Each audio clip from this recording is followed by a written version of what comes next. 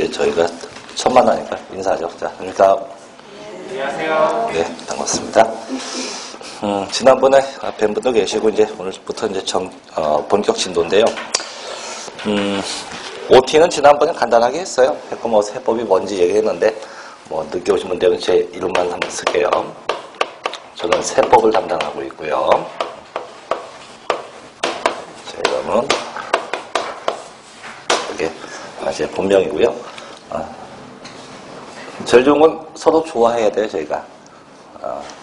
적대 관계가 아니고, 그렇다고 뭐, 좋아한다는 표현이 뭐 이상하긴 한데, 어쨌든 좋아해야 돼요. 또 저희가 이제 볼 수 있는 날이 딴 과목 같이 매주 보는 게 아니고, 한 주는 공시법령, 한 주는 이렇게 번갈아가면서 보기 때문에 상당히 좋아해야 됩니다. 그 다음에 이제 이번 달하고 다음 달은 저희가 인문 강의이기 때문에, 뭐, 강의는 좀 빡빡하게는 하지 않고 일단 전체적인 틀 정도만 쭉 보고 넘어갈 테니까 그거 좀 감안해서 따라오시면 됩니다. 자, 교재 갑시다. 이제 교재 바로 자 206쪽입니다. 206쪽인데 일단 206쪽을 하기에 앞서서 일단 저희가 배워야 할 이 과목 자 부동산 세법인데요.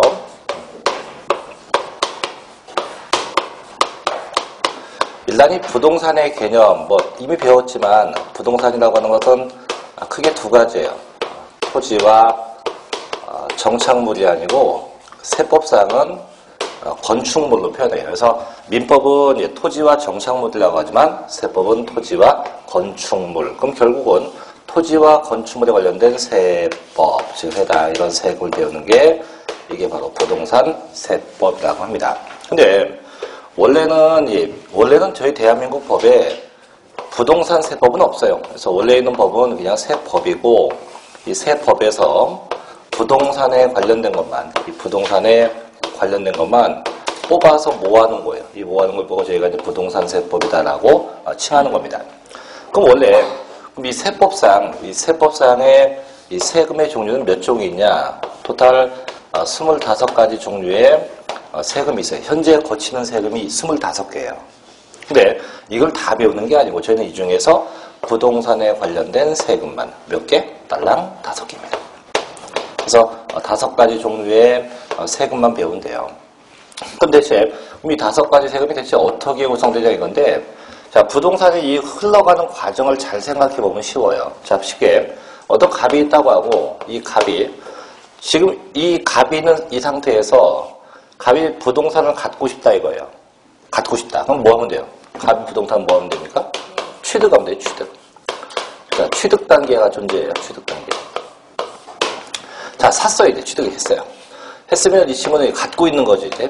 갖고 있는 걸 보고 저희는 보유 단계라고 합니다. 보유 단계.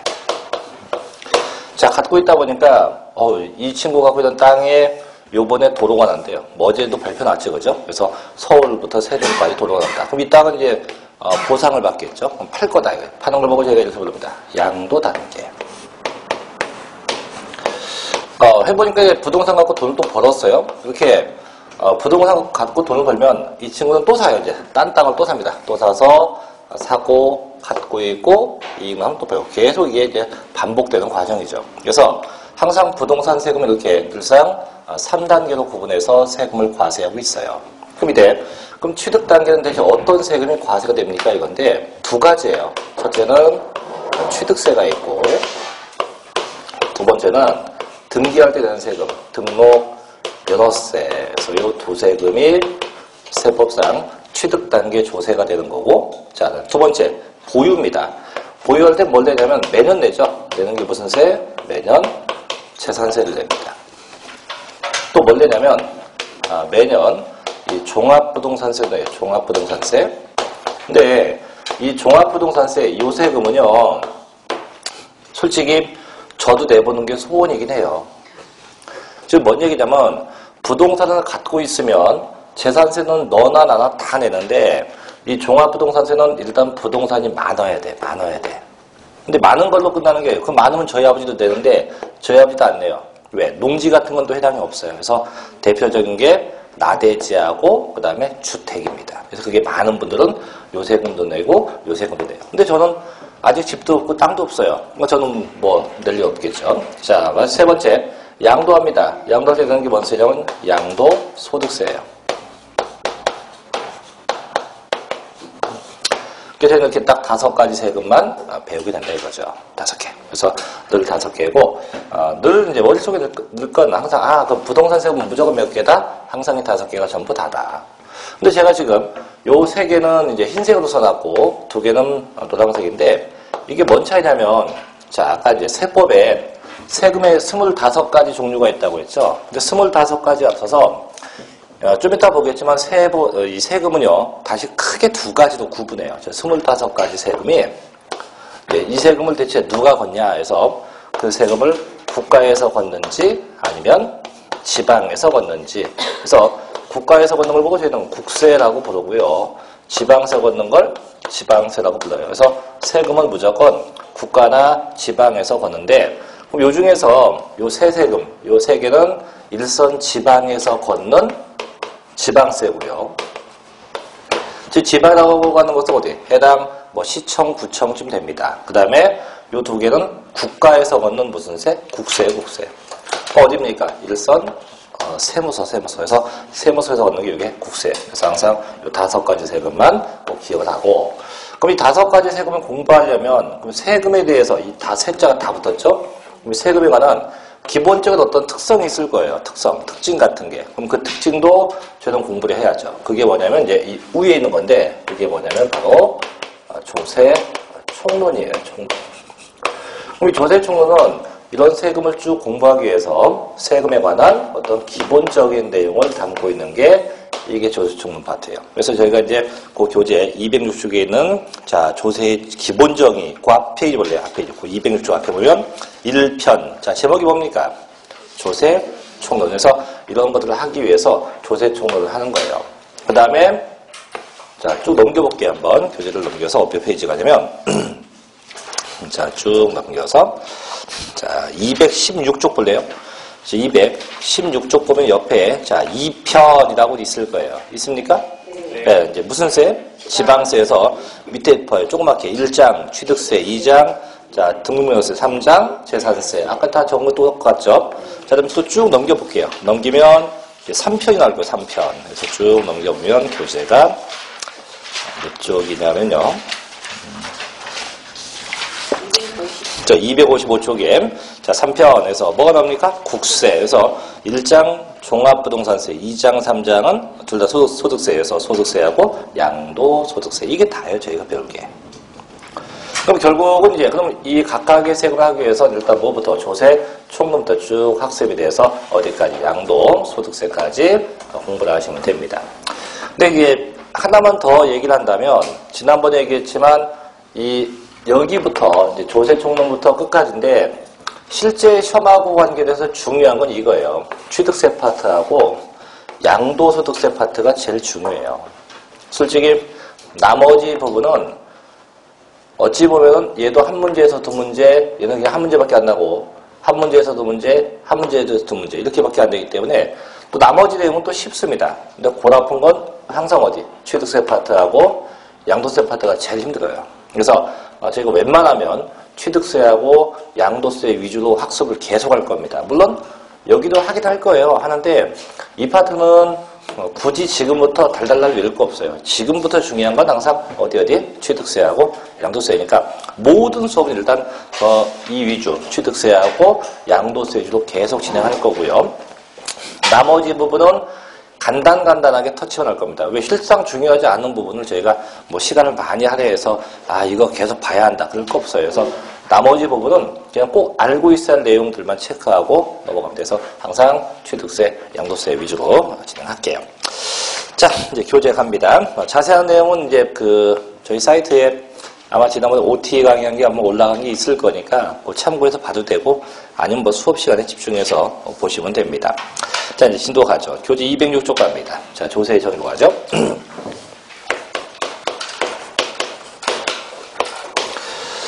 자, 이 조세의 정의는요, 이제 저희가 이제 조세가 뭐냐 하면, 조세는 세금의 세금. 얘는 세금의 세금. 자, 근데 이걸 정확하게 나눠보면요, 조세가 뭐냐면, 조라는 뜻은요, 조달. 쉽게 얻는다는 얘기고요. 자, 세는 세금, 돈이에요. 돈. 즉 정부가 뭔가를 얻기 위해서 걷어가는 돈, 이게 조세입니다. 그러면 이 조세는 대체 누가 걷냐? 이 조세는요, 항상 아까 얘기했죠. 국가에서 걷기도 하고 또 어디서 걷기도 한다? 지방에서 걷기도 한다. 그래서 세금은 무조건 국가나 지방에서만 걷지, 국가나 지방에서 걷는 게 아니면 그건 조세가 아니에요. 예를 들면 저희 엄마가 가끔 하시는 얘기, 전기세 또는 수도세, 이건 조세가 아니에요. 그건 기타 공과금이지 조세가 아니에요. 그래서 항상 세금은 국가에서 걷기도 하고 지방에서 걷기도 한다. 그러면 이 국가나 지방이 자, 그 세금을 왜 걷어갑니까? 걷는 이유가 뭐냐? 이건 여러 가지가 있는데 하나만 얘기하면요. 그 국가나 지방의 재정 수입에 충족시키기 위해서 재정 수입을 확보하려고 정부는 세금을 걷어갑니다. 자, 그러면 정부는 그럼 무조건 세금 걷어갑니까? 아니요. 세금을 걷어도 반드시 어떤 법에 의해서 이 법이 당연히 무슨 법? 세법이겠죠. 세법에 의해서만 세금을 걷지 국가가 무조건 야 재정 수입 확충하자 무조건 걷어와 이럴 수는 없죠. 그래서 반드시 법에 의해서 걷을 수 있고 그럼 이제 법이 있어요. 그럼 법이 있다고 무조건 세금 걷냐? 또 그건 아니에요. 자, 대한민국 정부가 있습니다. 이거 적지 마세요. 정부가 있고 자 제가 있어요. 그럼 정부는 얘한테 세금을 걷겠다고 이제 새 법을 제정했어요. 국회에서 법을 제정했습니다. 자, 그러고 나서 정부가 무조건 야, 너 세법에서 보니까 너 세금 내야 되는데 무조건 세금 내. 그럼 얘는 세금 내야 할 이유와 보편타당성을 전혀 알지 못한 상태에서 세금 내는 걸 강요당할 수밖에 없다 이거죠. 그래서 야 이거는 공산당도 이렇게는 안 해요. 쉽게. 그래서 법이 있어도 얘가 세금 내야 할 수 있는 어떤 특정 요건을 갖췄을 때만 세금을 걷어가지 얘가 세금 낼 수 있는 상황도 아닌데 무조건 걷지는 못한다는 얘기예요. 그래서 반드시 법에 의해서 이 세금 내야 할 자가 요건을 갖춰야 돼요. 그게 뭐냐면 바로 과세 요건입니다. 같이 무슨 요건이요?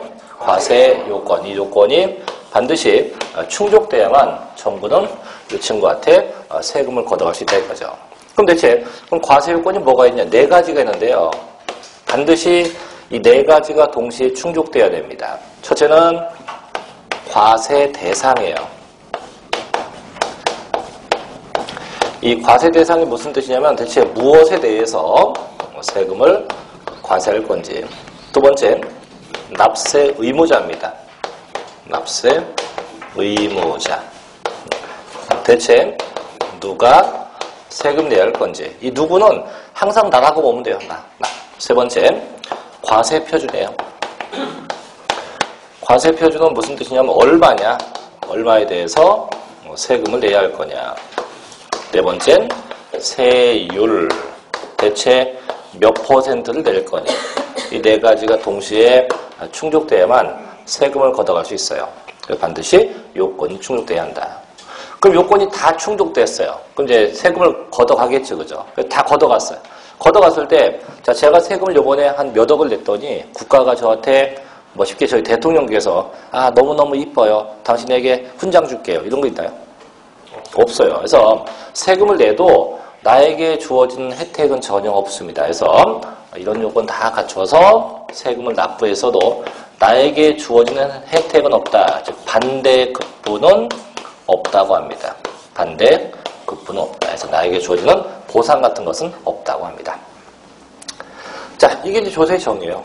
그럼 세금은 국가나 지방에서 걷는구나. 왜? 재정 수익을 얻기 위해서 뭐에 근거해서? 법에 근거해서. 언제? 과세 요건이 충족되었을 때. 다만 내가 세금을 냈어도 나에게 주어지는 혜택은 있다 없다? 없다. 그게 그 교재 206쪽에는 조세의 정의고 특징 1번부터 제가 얘기한 게 현재 5번까지 얘기한 거예요. 자, 거기서 이제 제일 중요한 얘기할게요. 6번 갑니다. 맨 밑에 6번.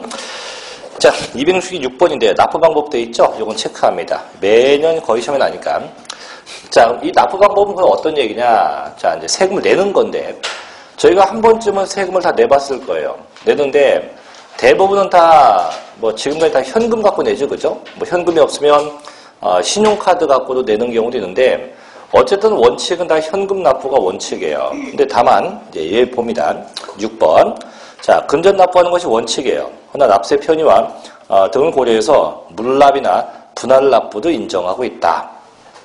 그럼 물납이 뭐냐면요. 물납은 돈 대신에 어떤 물건 가지고 세금을 대납하는 겁니다. 그럼 이때 그 물건이 뭐냐? 가장 기본적인 것은 부동산이에요. 그래서 내가 돈이 없기 때문에 돈 대신에 뭘 갖고 대신 내겠다? 부동산으로 세금을 대체하겠다. 이게 물납이고, 자, 두 번째, 이제 2번 분할납부인데, 요건 뭐냐면 분할, 나눠낸다 이거죠. 그래서 현금을 한 무기에 못 내고 적어도 2번에 걸쳐서 나눠내겠다. 이걸 보고 저희가 이제 분할납부, 분납이라고 합니다. 이해되죠? 자, 근데 문제는, 자, 아까 저희가 이제 25개에서 배울 게 몇 개예요? 세금이 5개였고, 여기부터 여기께 5개예요. 그럼 이 모든 세금은 항상 원칙이 항상 현금 납부가 원칙이에요. 다만 돈이 없으면 물납이나 분납이 가능한데 조심할 게 이 5가지 세금이 무조건 물납, 분납 다 되지 않습니다. 물납과 분납되는 세금은 딱 요 안에서 고르면 3개예요. 재산세하고 종합부동산세하고 양도소득세. 요 3가지 세금만 물납이나 분할납부가 가능하지 결론 위에 있는 취득세라든가 또 등록면허세 이 두 세금은 물납과 분납이 이루어지지 않게 돼요. 그래서 밑에 지금 뭐 1,000만 원 나오고 500 이건 지금은 생각하지 말고 지금은 중요한 게 모든 세금 중에서 물납과 분납되는 세금은 몇 가지가 있다. 일단 저희가 배울 건 3가지. 뭐 책에 뭐 상속세도 있어요. 됐어요. 내비둬요. 내비두고 저희가 배우는 거 5개 중에서 몇 가지? 3가지. 같이 재산세, 종합부동산세, 양도, 소득세 이렇게 3가지가 있다. 요것만 알고 있으면 돼요. 그래서 조세정의는 딴 거 다 됐고 그 납부 방법 정도만 반드시 좀 체킹을 좀 하시면 됩니다. 뭐 자세한 건 나중에 다시 하고요. 자 이제 넘어갑시다. 207조 갑니다. 자 207조는 용어의 정의인데 이 용어가 뭔지 알죠? 용어가 뭐예요? 동생이 용어인가요? 용어는 한국의 용어잖아. 용어 물고기 엽자 써갖고 작은 용어 그러면 안 돼요. 제가 첫 만남이니까 지금 분위기가 어색해서 한번 농을 해봤는데 별로 썰렁하네요. 그죠? 네. 이런 걸 보고 한때는 춥다고 막 그러던데 춥네요. 근데 목소리가 아직 이게 덜 깼어요. 이게 아직 방을 못 구해갖고 방 제가 원래 집이 지방인데 계속 서울서 지금 수업을 해요. 그래서 어제는 강남, 오늘은 여기, 내일은 수원 계속 지금 왔다 갔다 하기 때문에 지금 방을 구해야 되는데 방을 못 구해서 그래서 이제 여관방을 전전긍긍하는데 근데 어제는 이제 평소에 늘 가던 여관이 있어요. 가던 데가 있는데 거기가 만석이라고 좌석이 없대요. 방이. 그래서 이제 딴 데로 왔죠. 와서 이제 여기까지 왔어요. 그래서 중심상가까지 왔는데 여기도 방이 없더라고요. 그래서 이제 찾아 갔는데 한 군데 있어요. 저 어제 죽을 뻔했어요. 답답해서. 창문이 없어요. 창문이 없어요. 진짜. 딱 틀어막힌 그런 집이에요. 그냥. 방 하나 출입문만 있고 다 막힌 벽이야. 이게 감옥도 이런 감옥 없대요.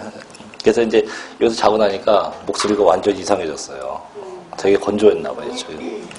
자, 갑시다. 이제 207조 갑니다. 이제 용어의 정의인데 이 용어의 정의는 저희가 공부할 때 자주 반복해서 나오는 어떤 세법상 용어인데 일단 1번. 자, 과세 주체. 이게 뭐냐고요? 자, 세금 걷는 주체자. 아까 얘기했죠? 누구? 국가 아니면 지방. 그래서 국가에서 걷는다. 무슨 세? 국세.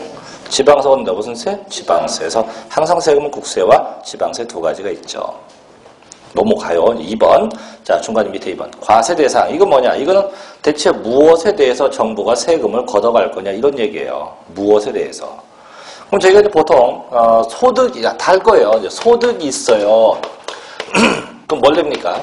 소득세를 내요. 그럼 결국 소득세는 나의 뭐에 대해서 걷는 거다? 나의 소득에 대해서 걷는 거예요. 그럼 이 소득 자체가 과세 대상이 되는 겁니다.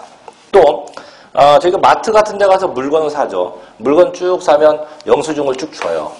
좀 맨 밑에 물품 금액 얼마. 그 밑에 보면 부가가치세 얼마 돼 있죠, 그죠? 그럼 부가가치세는 뭐에 대해서 붙는 거예요? 내가 산 이 물건에 대해서 붙는 세금. 그럼 이 물건이 뭐가 돼요? 과세 대상되는 겁니다. 그래서 세금을 정부가 매길 때 대체 무엇에 대해서 매길 거냐? 하나 더 해볼게요. 자, 이번에 갑이 아파트를 하나 샀어요. 아파트를 취득합니다. 취득했으니까 뭘 내야 될까요? 당연히 취득세를 내야겠죠, 그죠? 그럼 이거는 그럼 뭐가 대상물일까요? 아파트겠지. 그래서 얘가 취득한 아파트가 그 과세 대상이 되는 겁니다. 그래서 뭐 내용 써 있는 건 뭐 되게 많은데 그냥 조세 부과의 목적이 되는 소득, 행위, 재산 등등을 말한다. 뭐 그런 정도만 알고 계시면 돼요. 자, 이제 3번 갑니다. 3번 세액 계산인데 이건 좀 체크할게요. 자, 이제 세금 계산인데 요거 잘 봐야 됩니다.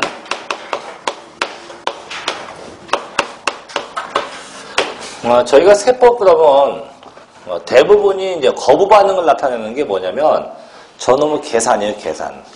근데 지금부터 보겠지만 계산이 됐다 쉬워요. 엄청 쉽습니다. 그래서 모든 세금은 아까 25개인데 기본적인 계산 방법은 이렇게 돼요. 기본적 계산 방법은 항상 과세표준 곱하기 세율로 해서 세금 계산돼요. 산출 세액이 나와요. 이 산출이라는 얘기는 계산되었다. 나왔다는 얘기예요. 뭐가? 세금이 나왔다. 그래서 모든 세금은 계산 방법이 다 똑같아요. 항상 뭐 곱하기 뭐 과세 표준 곱하기 세율로 한다. 이렇게 해서 나온 금액. 이게 세금 계산 방법이에요. 이건 못하겠습니까? 그러니까 저희가 생각할 때는 뭐 더하고 빼고 나누기 곱하기 할 건데 되게 쉽죠. 뭐 곱하기 뭐 과세 표준 곱하기 세율 이렇게 해요. 그래서 밑에 이제 공식에 보면 자 207쪽의 맨 밑에 보면 세액 계산이 첫째 산출세액은 뭐 곱하기 뭐 과세 표준 곱하기 세율 그 다음에 결정세액과 밑에 차감납부세액 나와 있는 거 있죠. 이건 이제 계속 그렇게 이제 공식이 이어진다는 걸 보여주는 건데 거기 끝에 뭐 차감납부세액까지는 세무사나 공인회계사를 준비한다면 그것까지 알고 있어야 돼요.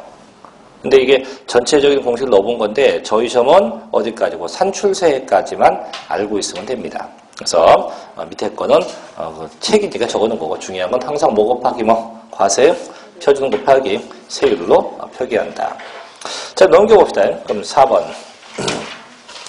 제 208쪽에 자 4번에 과세 표준 나오고 5번에 뭐가 나옵니까? 세율. 자 두 개를 묶어주세요. 과세 표준 나오고 세율하고 두 개를 같이 묶어봐봐요. 자, 그럼 대체 과세 표준이 뭐냐 이건데, 자, 보죠. 이 과세 표준은 이거예요. 이 세금을 계산하기 위해서 반드시 있어야 할 기준. 세금을 계산하고자 할 때 있어야 할 기준이고, 세율. 얘는 뭐냐? 얘는 요 기준에 곱하기 대상이 되는 겁니다. 요 기준에 곱하기 대상이 되는 거. 이렇게 둘로 나눠요. 그럼 대체 뭘 기준해서 세금을 매깁니까? 자, 세금 매기는 방법은 두 가지예요. 어떤 금액에 대해서 세금을 매기는 것도 있고요. 어떤 거는 금액이 아니고 무게라든가 어떤 개수에 대해서 세금을 매기기도 해요. 그럼 예를 들면 제일 쉽게 한번 얘기를 할게요. 이건 세금은 아닌데 제가 안 가본 데가 한 군데 있어요. 에버랜드라는 거, 에버랜드 맞나요? 자연농원인가? 네, 그죠? 네, 가본 적이 없어갖고 여기 입장료가 비싸다며요. 네, 입장료가 비싼데 한 가족 단위로 입장료를 받아요? 아니면 한 명당 받아요? 한 명당 받죠. 그죠? 얼마씩이에요? 3만 원? 제가 수업 1시간 하면 일당이 2만 원인데 못 가겠다 영원히. 자, 그럼 보세요. 한 명당 그럼 가령 한 명당 얼마를 낸다고요? 3만 원 낸대 3만 원. 그러면 저희 가족 4명이면 4명 가면은 얼마? 4명 곱하기 얼마? 3만 원 얼마 내야 돼요? 12만 원 내야 돼요. 자, 그럼 이게 세금도 이런 형태로 계산되는 방법이 있다 이거죠. 그래서 금액은 일정하게 정해놓고 너 몇 개냐, 몇 명이냐에 대해서 계산되는. 그럼 이렇게 뭐에 대해서 계산하겠다. 이걸 보고 다 뭐라 한다? 과세 표준이라고 해요. 이렇게 해서 이렇게 어떤 개수나 무게 등에 의해서 계산되는 것도 있지만 아닌 것도 있어요. 또 뭐가 있냐면 그럼 이럴 수 있지. 제가 월, 화, 수, 목, 금, 토 수업을 다 나갑니다. 그럼 수업 나가는 곳이 몇 곳? 6곳이에요. 쉽게.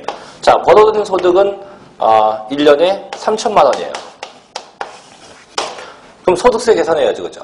그럼 이런 경우는 내가 돈을 번 장소 6곳에 대해서 세금을 매길까? 아예 그게 아니고 이 금액에 대해서 매길까? 6곳? 아니야. 금액에 대해서 매겨요. 그러면 지금 세금 매기는 방법이 두 가지였어요. 얘는 금액에 대해서 매기고 얘는 뭐에 대해서 이런 개수나 어떤 수량에 의해서 매기기도 해요.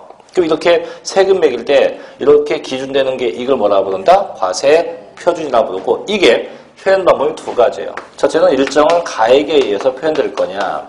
두 번째는 일정한 수량 등에 의해서 이게 표기될 거냐. 그래서 어떤 특정한 가액에 의해서 표기되는 걸 보고 이렇게 불러요. 종가세라고 칭하고 어떤 수량 등에 의해서 계산되는 걸 보고 저희는 종량세라고 각각 명칭을 합니다. 근데 이제 대부분의 세금은요, 거의 다 종가세예요. 거의 다 어떤 금액적인 요소에 의해서 세금이 계산돼요. 예를 들면, 저는 이제 2016년도에 소원이 있어요. 여러분들 소원은 뭐 합격일 테고, 저의 소원은 아파트를 하나 사는 게 소원입니다. 아파트. 몇 평이냐고요? 81평. 여기 사는 게 소원이에요. 제가 샀다고 가질게요. 그래서 얼마 주고 샀다? 10억 주고 샀대요. 10억 주고. 자, 그럼 아파트를 샀으니까 내야죠. 뭘 내야 됩니까? 취득세. 그럼 취득세 내려면 뭐 해야 돼? 계산해야 돼. 뭐 곱하기 뭐? 과세 표준 곱하기 세율로.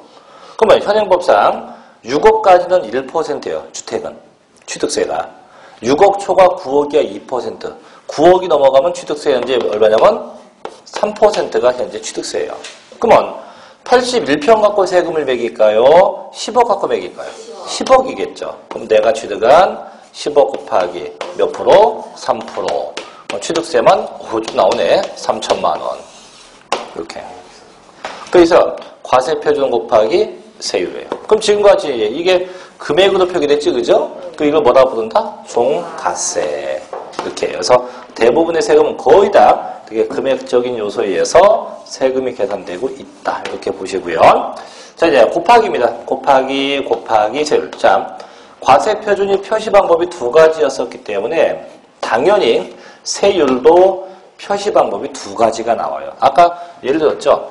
한 명 입장할 때 얼마씩? 3만 원씩. 그럼 4명 입장한다. 그럼 4명 곱하기 역시 얼마입니까? 3만 원. 이렇게 금액이 정해져요. 그래서 종량세일 땐 항상 곱하기 무조건 몇 원. 이런 형태가 돼요. 무조건 몇 원. 아까 해서 입장할 때 한 명이 가도 한 명 곱하기 3만 원. 4명이면 4명 곱하기 3만 원. 이런 형태예요. 하지만 종가세는 보다시피 일정한 금액 곱하기 항상 뭐가 나옵니까? %예요. 그래서 항상 종가세를 땐 곱하기 항상 %. 이렇게 표현하게 돼요. 이때 이 %를 보고 뭐라 칭하냐 이렇게 부릅니다. 정률, 세율이라 칭하고 몇 원을 이렇게 불러요. 정액, 세율이라고 얘기합니다. 그래서 항상 모든 세금의 계산 방법은 다 똑같다. 이렇게 계산이 돼요. 그래서 항상 뭐 곱하기 뭐 과세 표준 곱하기 세율은 뭐가 나옵니까? 산출 세액이 나온다고 합니다. 쉽죠? 네. 그래서 대부분의 세금은 거의 다 뭐예요? 종가세. 그럼 대부분 종가세가 다 뭘 쓴다? 거의 다 %가 많겠죠. 그래서 취득세부터 나중에 양도세까지 대부분의 세금은 거의 이렇게 %를 써서 계산하게 된다. 이런 방법을 쓰고 있습니다. 그래서 이게 208쪽에 4번 과세표준, 5번에 세율 돼 있고, 자, 또 이제 6번으로 갑시다. 6번에 징수방법이라고 되어 있는 거 보입니까? 예, 별표할게요. 다음 우측에 7번, 우측 페이지 7번에 보니까 뭐가 나옵니까? 가산세 보이죠? 이것도 별표. 자, 8번에서 뭐가 보입니까? 가산금도 보이죠? 네. 예, 이것도 별표. 그래서 요 6, 7, 8번도 시험에 상당히 자주 나는데 그거는 이제 한꺼번에 지금부터 이제 연결시켜서 봐야 돼. 이걸 나눠서 보면은 공부하기 버거우니까 6번, 7번, 8번을 동시에 같이 한번 지금부터 보겠습니다. 자, 이제 6번 징수 방법인데, 자, 징수가 무슨 뜻일까요? 징수. 징수라는 건 무슨 뜻일까요? 용어가. 징수의 뜻은요, 정부가 세금을 걷어가는 거예요. 국가가, 그러니까 쉽게, 제가 국가입니다. 국가인데, 국가가 국민한테, 야, 너 세금 내. 라고 통보하는 게 있는데, 이건 뭘까? 통보하는 건. 부과. 너, 당신 세금 내세요. 라고 하는 게, 부과야, 부과. 그럼 부과했으면 어떻게 해요, 이제? 네, 걷어와야죠, 그죠? 자, 걷는 걸 뭐라 한다? 징수라고 합니다. 그래서, 그게 이제 징수 방법, 정부가 세금을 걷어가는 방법이에요.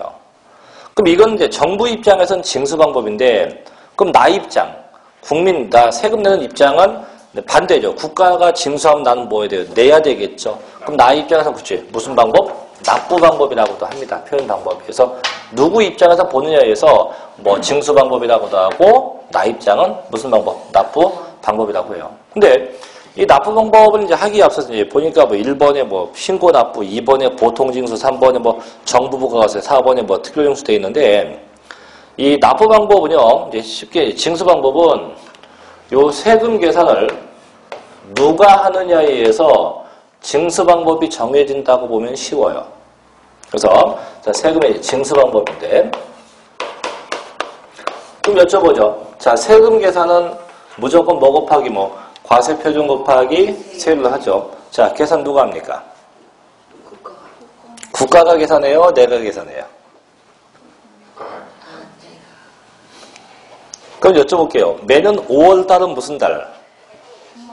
종합소득세 신고 납부의 달입니다. 그럼 그것도 국가가 계산할까요? 내가 하는 거예요. 그래서 이 징수 방법은 대체 이 세금 계산을 누가 하느냐에 의해서 징수 방법이 정해진다고 보면 돼요. 그래서 첫째, 그럼 계산 내가 한다. 아까 세금 낼 자 나는 항상 뭐라 얘기했어요? 납세 의무자. 그래서 세금 낼 자입니다. 즉 내가 직접 계산한다. 그래서 내가 직접 낼 거야. 이런 얘기예요, 이게. 그럼 두 번째. 그럼 세금 계산 내가 하는 거 누가 한다? 정부가 하는 것도 있어요, 정부. 정부가 계산합니다.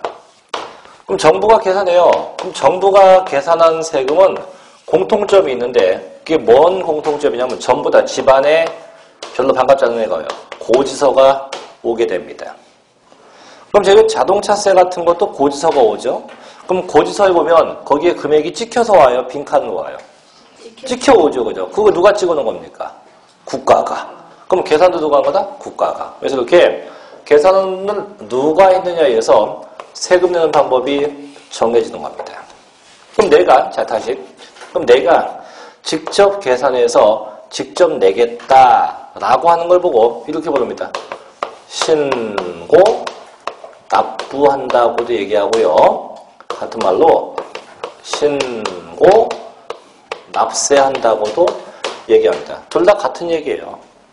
다만 끝에 글자만 차이인데 어쨌든 내가 직접 계산해서 내겠다. 내가 직접 계산해서 내겠다. 이게 무슨 납부? 신고납부 혹은 신고납세라고 불러요.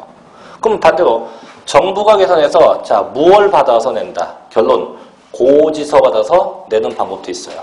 이런 방법을 보고 저희는 보통징수라고 합니다. 같이 해요. 무슨 징수요? 보통징수입니다. 똑같은 말로 이렇게 불러요. 정부 부과 과세라고도 합니다. 그래서 고지서 받는 방법, 보통징수는 정부, 부과세 이렇게 각각 나눠져요.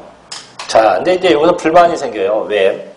아니 그냥 뭐 신고 납부면 신고 납부지, 뭐 신고 납부는 뭐고, 신고 납세는 뭐고, 또 고지서 받는 것도 보통징수면 되지 뭐 이제 보통징수 있고 뭐 정부 부과세 뭐 이렇게 두 개씩 있습니까? 하는데 그 이유는 단순해요. 아까 제가 서두에 대한민국 세금은 크게 둘로 쪼갠다고 했죠. 국가가 걷는 국세가 있고 지방이 걷는 지방세가 있듯이 이게 국세하고 지방세하고 쓰이는 명칭이 다른 거예요. 그래서 신고 납부는 지방세상 용어요. 신고 납세는 국세상 용어입니다. 또 보통징수도 지방세상 용어요. 정부 부과세 국세상 용어입니다. 그래서 이렇게 국세와 지방세에서 쓰이는 용어상 차이일 뿐이지 내용은 다 같다고 보시면 돼요. 자, 그럼 중요한 건 뭐냐? 어쨌든 간에 내가 직접 내겠다 하는 게 무슨 납부요? 신고납부, 신고납세고, 또는 고지서 받는다. 무슨 징수? 보통징수, 또는 정부, 부가가세, 이렇게 각각의 명칭을 사용하고 있다는 거죠. 자, 그러면 대체 그럼 어떤 세금들이 신고납부고 어떤 세금이 고지서냐 이건데, 자, 원래는 이 25개를 다 알고 있어야 될 필요성이 있지만, 다시 한번 얘기하지만 저희는 이거 다 필요 없어요. 몇 개만? 항상 5개. 이 5개 세금 안에서만 늘상 생각을 자꾸 해야 돼요. 어디부터 어디까지? 취득세부터 양도세까지입니다. 그럼 첫째, 그럼 지방세에서 아까 다시 한번 요청할게요.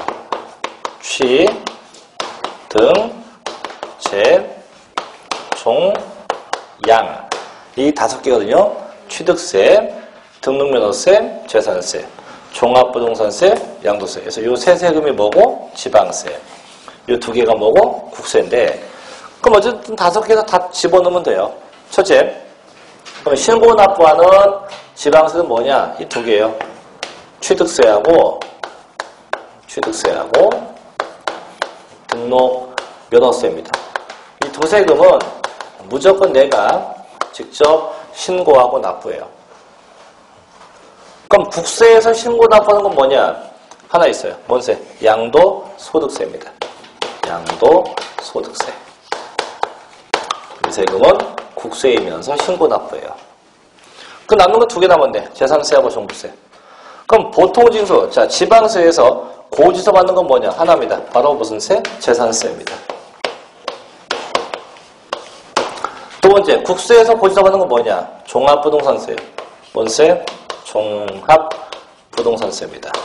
이렇게 각각 구분되어져요. 이렇게 내는 방법이 다 명시가 되는 겁니다. 그래서 내가 직접 내는 방법, 이게 무슨 납부? 신고납세고, 정부로부터 뭘 받아서 갖고 내요? 고지서 받아 갖고 내는 방법이에요. 뭔 징수? 보통징수나 정부, 부가가세라고 해요. 그래서 요거 꼭 조심하세요. 자, 다시 한번 내가 직접 내겠다. 같이 무슨 납부요? 신고납부. 고지서 받는 거 무슨 징수? 보통징수, 혹은 정부, 부가가세라고 합니다. 자, 근데 이건 좀 쉽게 이해할 수 있는 방법도 있어요. 지금은 이제 제가 첫 시간이다 보니까 뭐 신고납부할 세금하고 고지서하고 좀 혼동되는데, 혼동이 안 되는 방법이 있습니다. 이게 법 체계가 그런 방법인데, 이 보통징수, 쉽게 정부가 나에게 고지서를 보내는 세금은요, 공통점이 있어요. 어떤 공통점이냐면 정부가 이미 모든 걸 다 알고 있다는 얘기예요. 쉽게 저희가 아파트나 뭐 건물 등을 갖고 있으면 매년 뭐가 나와요? 매년 재산세가 나오거든요. 그럼 내가 갖고 있는 아파트가 몇 평이고 무슨 동네에 있고 이걸 국가가 다 안다 못 온다. 이미 다 알고 있어요. 또 자동차세 같은 것도 고지서가 오죠. 그럼 내가 갖고 있는 자동차가 무슨 차인지, 뭐 아반떼인지, 소나타인지, 또 그게 색상이 뭔지 이미 국가는 안다 못 온다. 다 알고 있어요. 못 온다는 분은 이분은 지금 북한서 오신 분이야. 저희 집은요, 보통 한 달에 한 번, 운 좋으면 2달에 한 번 걸로 저희 동네 경찰서장이 저한테 친서를 보내요, 항상. 이렇게 편지 같은 게 오는데, 그걸 딱 뜯어보면요, 신기하게 제 차가 사진에 찍혀 있어요. 차가. 이 차 번호가 써 있고, 근데 차 번호밖에, 여기 어디 봐도 제 이름 안 써 있거든요, 차에. 근데 신기하게도, 보냐고, 저희 집에 사진을 항상.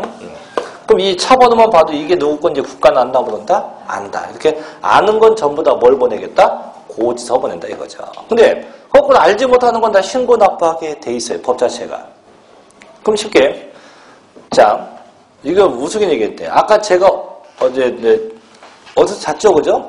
어디서 잤을까? 어디서? 글쎄, 어디 모텔? 이건 모르지. 왜?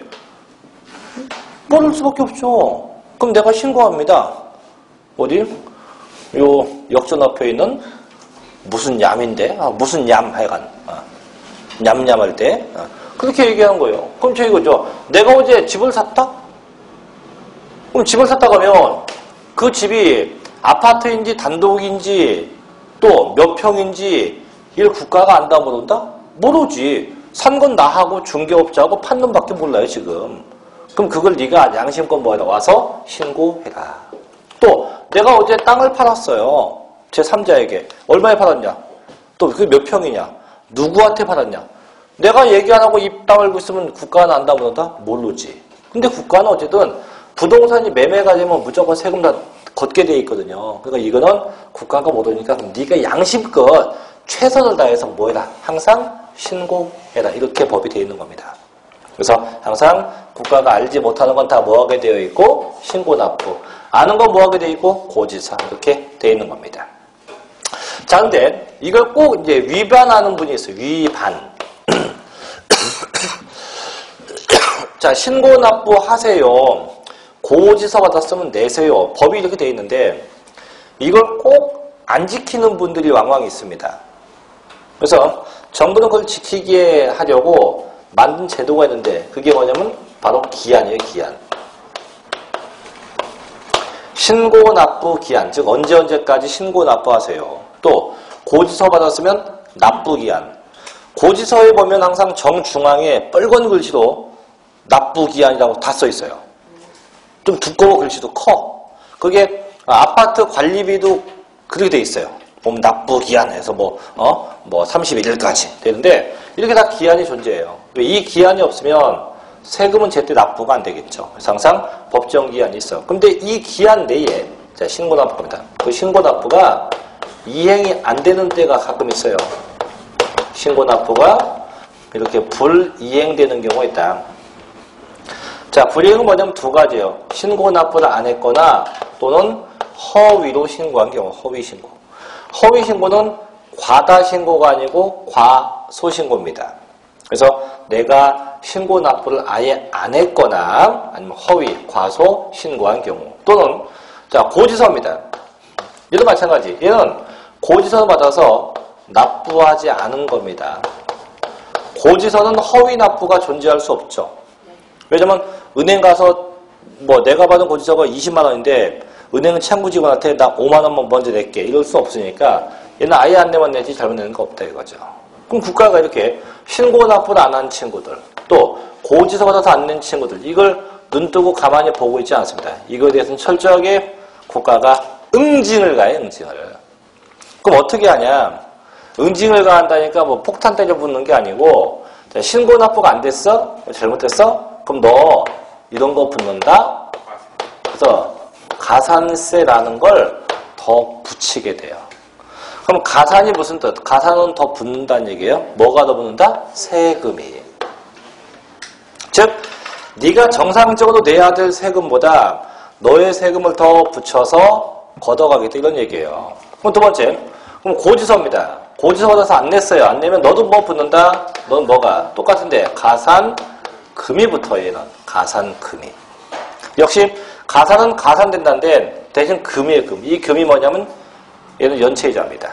은행 가면 뭐 금리 몇 프로 돼 있잖아요. 그래서 가산세는 뭐의 성격? 조세의 성격이요. 가산금 뭐의 성격? 연체 이자의 성격이에요. 근데 이것 또한도 불만 갖는 분이 있습니다. 뭐냐면 아니 그냥 붙으면 똑같이 붙지 뭐는 가산세 뭔 조세 이게 왜 차이가 나요 하는데 차이 나는 이유가 있어요. 뭔 이유냐면 얘는 세금이 붙고 왜 이자가 붙냐. 일단 이 이자 얘기부터 할게요. 자, 고지서는 세금 계산 누가 합니까? 국가가 하죠. 그럼 국가가 계산한 거는 이미 그 금액이 다 확정되어 있는 거다. 현재 예정되어 있는 거다. 확정되어 있는 거지. 확정된 걸 난 약속을 안 지킨 거예요. 안 낸 거예요. 그러니까 확정된 금액이 있음에도 불구하고 그걸 안 냈으니까 그럼 국가는 그걸 연체한 거 아니냐. 그래서 붙는 게 연체 이자예요. 근데 얘는 왜 가산세 세금이 더 붙는 겁니까? 이유가 있어. 자, 신고 납부 안 했어요. 안 했으면 내가 낼 세금이 확정된 거다. 확정이 아직 안 된 거다. 안 된 거죠. 왜? 신고 안 했으니까. 두 번째, 허위 신고했어요. 그럼 이것도 금액이 확정된 거다. 아직은 미정이다. 얘도 미정이에요. 그럼 미정된 금액에서 안 냈다고 해갖고 너 연체이자네. 이럴 수 없지. 왜?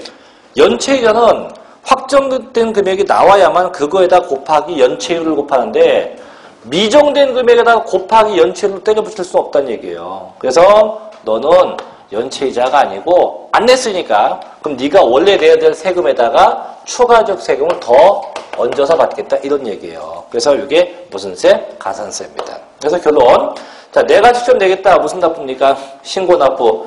고지서 받는다 무슨 징수? 보통징수나 정부 부가가세고 그런 것이 이행 안 되면 자 뭐가 붙는다? 신고납부는 가산세, 고지서는 가산금 이렇게 같이 연계시켜 봐야 돼요. 자 근데 이게 지금은 눈에 쫙 보이니까 아 쉽네 하는데 집에 가면 까먹어요 어제. 어떻게? 신고납부가 이행 안 되면 뭐가 붙지? 봐요. 또 고지서 받아서 안 되면 뭐가 붙지?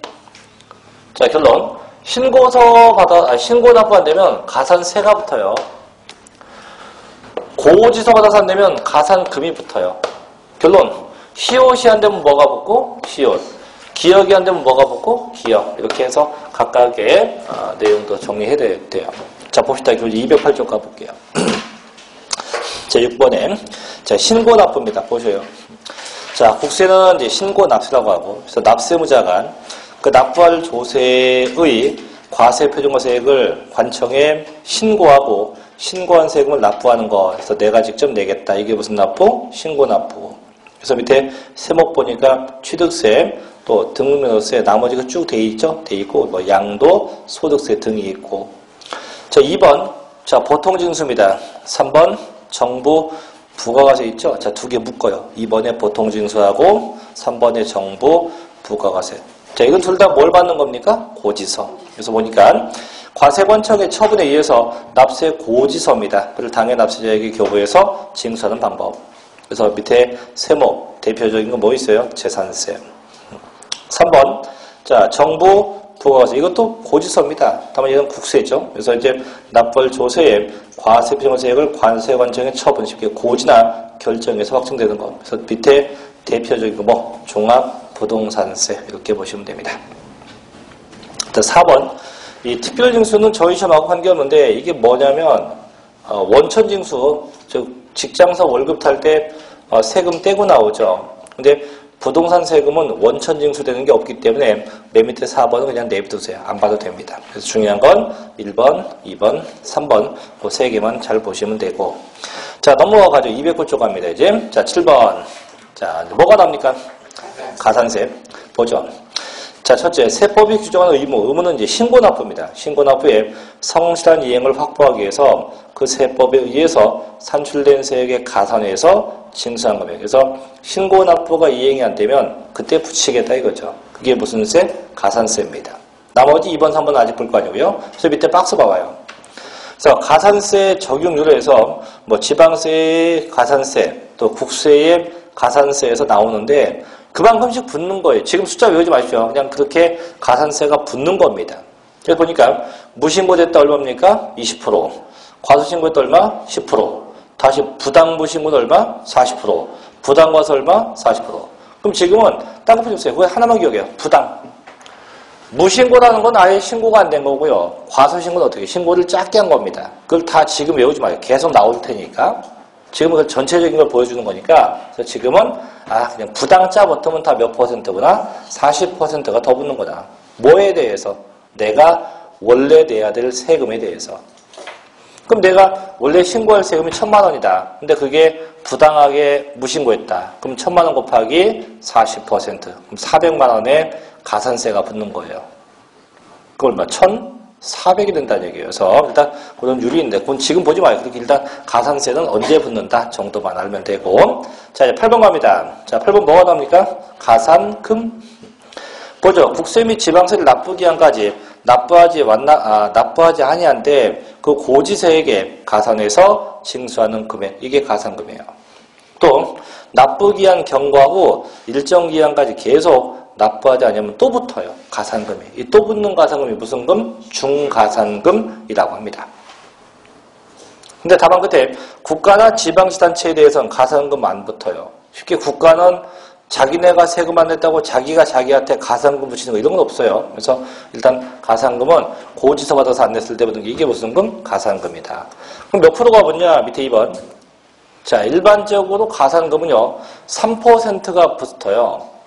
근데 얘가 계속 안 내면 가산금이 또 붙는다고 했죠. 그 또 붙는 게 무슨 가산금? 중가산금이에요. 몇 퍼센트입니까? 1.2%씩.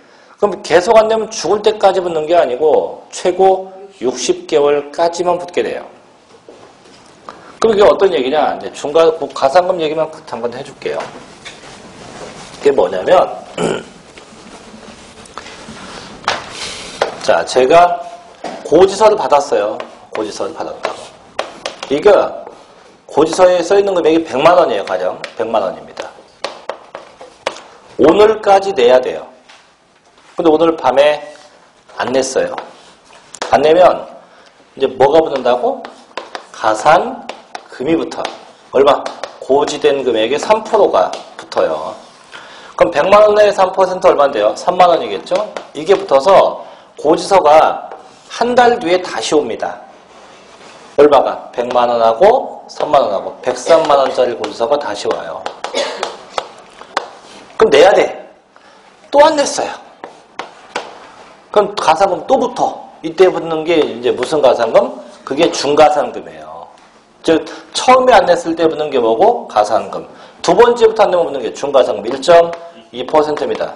얼마인데요? 조심하세요. 이 금액에 대해서 1.2가 아니야. 왜? 아까 가산금은 연체이자다 세금이다.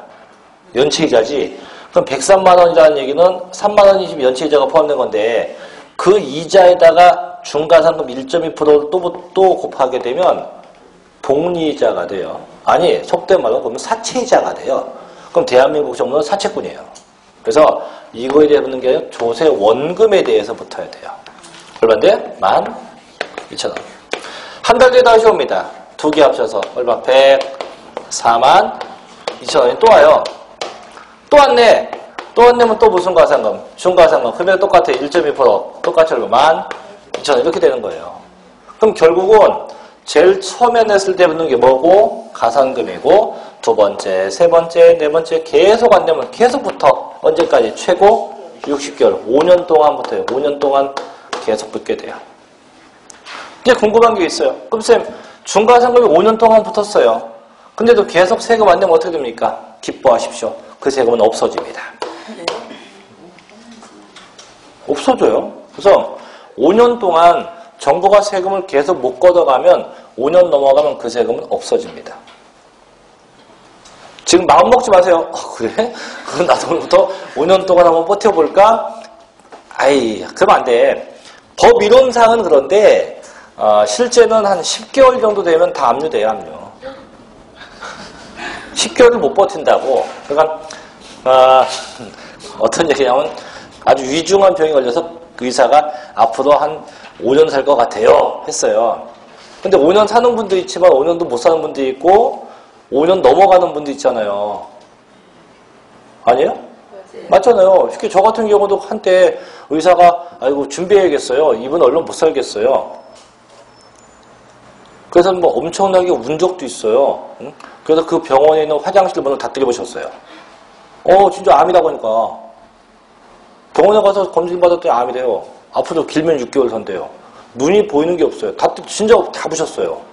화장실에 있는 화장실 가가 엉엉 울다가 막 승질나니까 막 화장실 그 칸막이 그 벽이 그냥 약해요. 막 부시니까 다 넘어져요. 그 나중에 말리고 뭐 해갖고 파이씨 그래갖고 이제 저희 지인이 야 그러지 말고 서울 큰 병원 가보자. 그래서 서울대병원하고 카톨릭 성모병원 두 군데를 갔더니요. 두 군데서 아주 기적 같은 일이 발생했어요. 암이 없대요. 암이 없대요. 과민성 대장증후군이래요. 자, 그래서 5년 지나가면 없어집니다. 그래서 60개월까지 붙는다. 그래서 밑에 보면 2번 가산금 적용률. 그래서 가산금 3%, 중가산금 1.2%. 몇 개월 최고? 60개월까지 붙어요. 다만 하나 더 참고로 볼게요. 옆에 국세 100만 원 이상, 지방세 30만 원 이상 돼 있지. 이게 뭔 얘기냐면 가산금은 일단 무조건 다 붙는데요. 다 붙는 건데 다만 중가산금은 체납한 금액이 커야만 붙어요. 그 크다는 기준점이 그게 국세였으면 얼마? 100만 원. 지방세 얼마? 30만 원. 그럼 내가 체납한 지방세가 고지서를 받은 게 20만 원짜리 고지서인데 안 냈다. 그럼 가산금만 한 번 딱 붙고 더 이상 안 붙어요. 왜? 30만 원이 넘지 않았으니까. 근데 내가 30만 원 넘은 고지서를 받았는데도 계속 안 낸다? 그럼 그 친구는 가산금, 중가산금 계속 붙게 돼요. 그래서 최저 금액이 100만 원과 얼마입니까? 30만 원 두 가지. 자, 그 정도까지 정리할게요. 자, 일단 넘겨보면 이제 9번 납세자와 납세문제인데 좀 쉬었다가 거기부터 이어서 계속 하겠습니다. 잠시 쉬었다 하죠.